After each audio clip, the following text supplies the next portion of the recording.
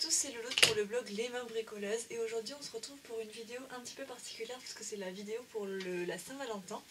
Alors aujourd'hui, qu'est-ce que nous allons faire? On va réaliser un jeu de cartes pour notre Valentin ou notre Valentine. Donc pour ça, qu'est-ce qu'on va avoir, enfin de quoi on va avoir besoin? On va avoir besoin de 7 pages A4 blanches.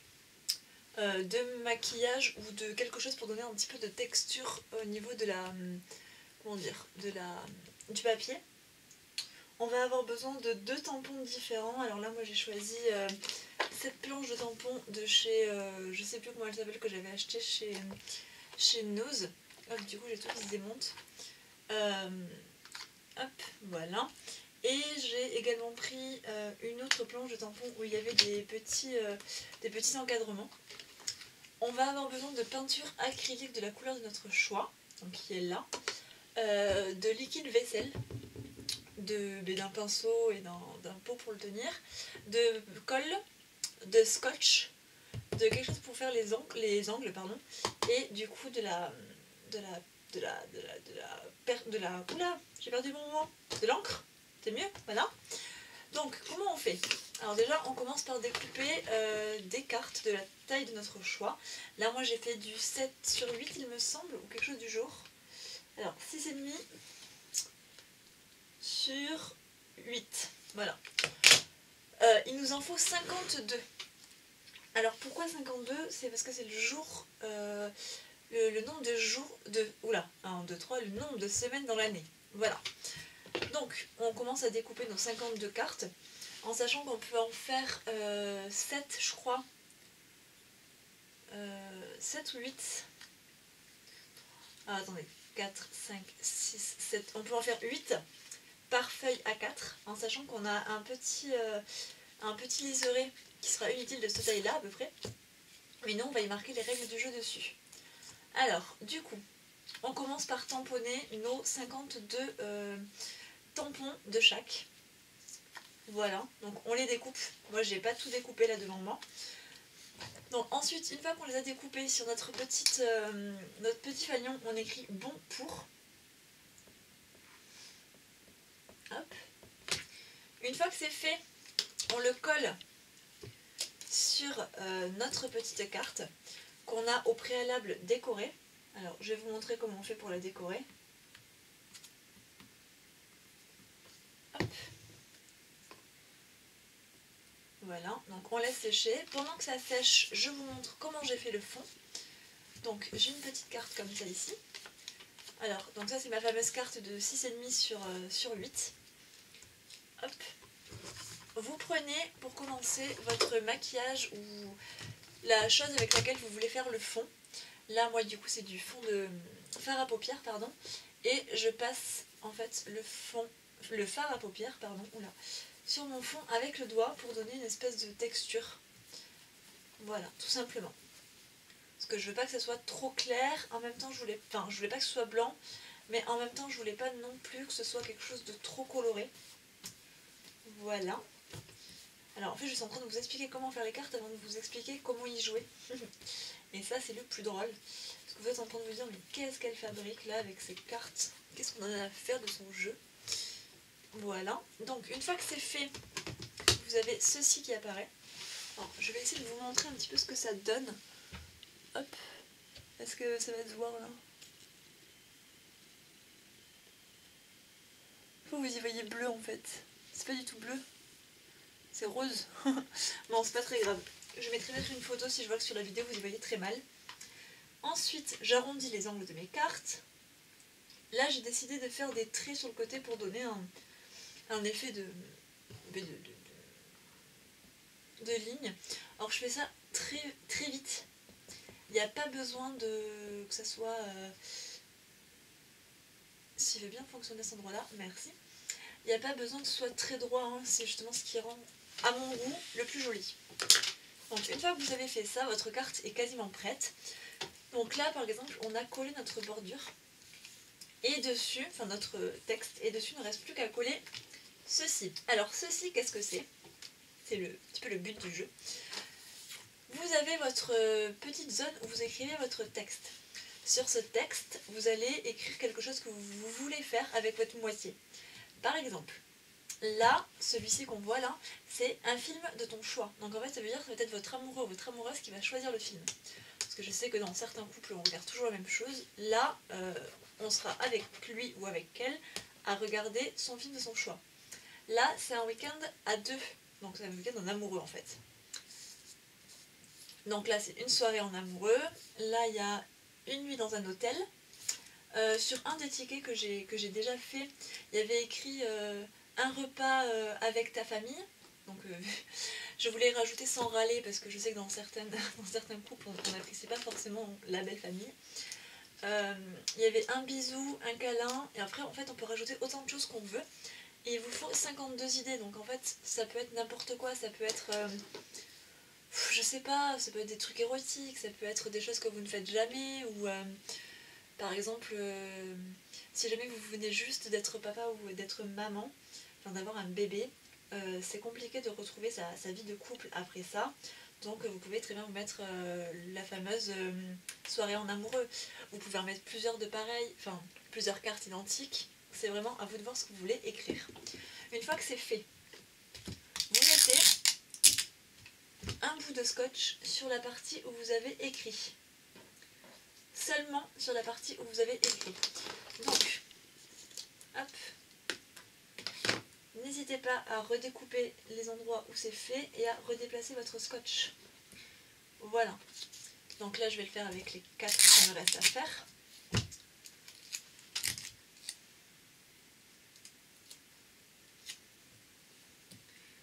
Alors, donc le petit ciseau est vraiment très pratique pour ça. C'est parce que du coup, je peux redécouper mon scotch suffisamment fin pour que ça aille au bon endroit en fait. J'ai choisi un scotch un petit peu coloré pour voir l'endroit où j'ai scotché. Je m'explique. Il est légèrement rosé. Ce qui fait que quand j'applique mon scotch, j'ai une zone un peu plus rosée qui apparaît et donc je sais où j'ai du scotch et où je n'en ai pas. Ce qui me permet que je puisse avoir du coup du scotch là où j'en ai pas et en remettre. Enfin, voir le scotch où je ne l'ai pas et en remettre. Voilà, donc c'est juste magique. Le transparent va très bien. Franchement, il n'y a aucun problème avec ça. Mais c'est vrai que le rosé donne un petit effet du coup de simplicité à votre création, parce que vous voyez où vous en êtes. Voilà. Hop. Donc une fois que ceci est fait, que vous avez mis votre scotch, vous faites un petit mélange de peinture. Dans cette peinture, vous mettez la couleur que vous voulez. Et une fois que c'est fait, vous y mettez un tout petit peu de liquide vaisselle.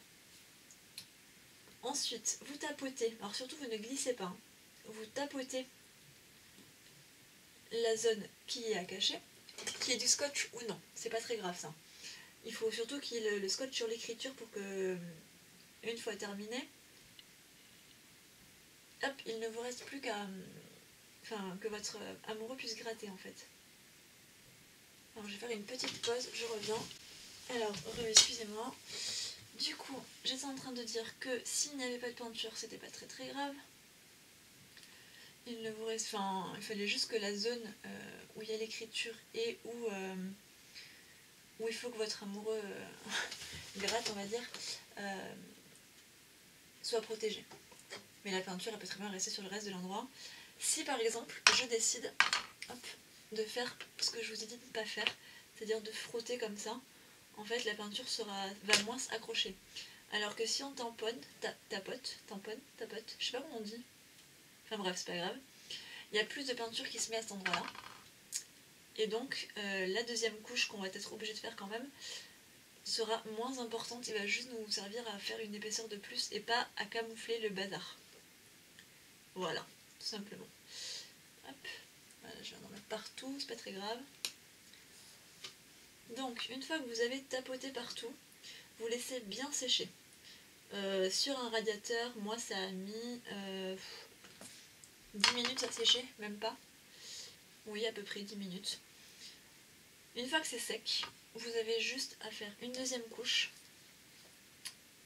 Hop. Alors la couleur n'est pas tout à fait la même du coup une fois sèche que la couleur qu'on a fait. Je ne sais pas si vous voyez bien au niveau de la caméra, les deux là par exemple, c'est plus foncé. Donc pensez à si vous voulez faire une couleur, une couleur qui vous plaise, faites attention à ce qu'elle soit assez claire au départ pour avoir la couleur souhaitée obtenue à la fin. Voilà. En sachant que plus elle est foncée et épaisse, et plus elle sera couvrante. C'est-à-dire que là, moi j'ai mis quasiment 3 gouttes de liquide vaisselle dans ma peinture, dans mon mélange que j'avais déjà fait à la base. Et enfin voilà, il y avait quasiment pas beaucoup de liquide vaisselle. Et je vais vous montrer en gratouillant un qui est déjà fait. Oh, je viens de faire tomber de la peinture sur mon truc. Hop. Donc là, je vais nettoyer vite fait.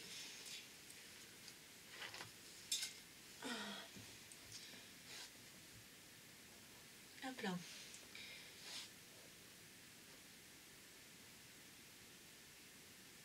Voilà. Hop. Je vais vous montrer avec un qui est déjà fait.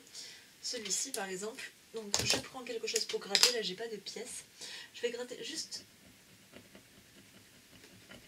Voilà. Vous voyez, tout se détache super facilement. Et comme ça, ce qui apparaît, c'est le petit message que j'avais mis en fait. Voilà. Donc là, c'était un repas à deux par exemple.